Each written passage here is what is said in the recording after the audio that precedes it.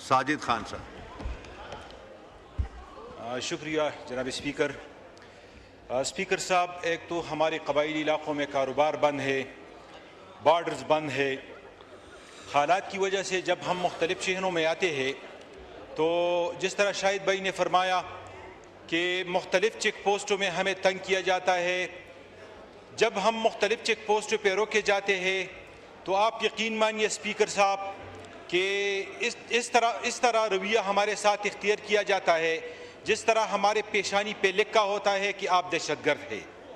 दूसरी तरफ हमारे NIC कार्ड को ब्लॉक किया जाता है और ब्लॉक NIC कार्ड में हम फिर 400 आते हैं और इस चक्कर में लोग तकरीबन 2 साल 3 साल से जलील हो जाते हैं।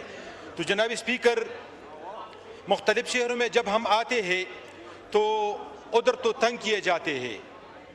जब हमारे मुख्तलिफ जेलों में जब हमारे कबाइल को डाला जाता है तो जनाब स्पीकर हमारा सिंपल मुतालिबा है कि उनको अदालतों में पेश किया जाए।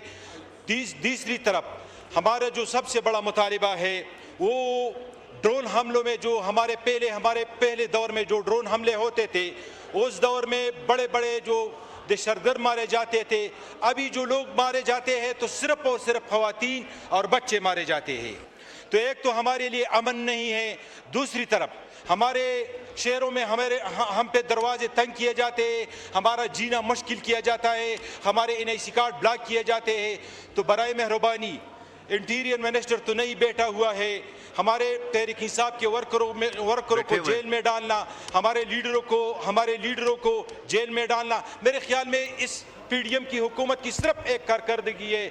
अभी इन्होंने ह्यूमन राइट पे जो बात की और इन्होंने कहा कि हम दुनिया में टॉप पे है, तो हम काफ़ी हैरान हुए कि ये लोग भी कह रहे हैं कि हम ह्यूमन राइट्स में हमारी हुकूमत टॉप पे जा रही है। मेरे ख्याल में ये हुकूमत अगर टॉप पे जा रही है तो सिर्फ एक बात पे जा रही है कि वो करप्शन है और ह्यूमन वायलेशन में है, इंटीरियर की कारकर्दगी ज़ीरो है और हमारे कबाइल की ज़िंदगी बिल्कुल अजीरन होकर रह गई है। शुक्रिया, थैंक यू।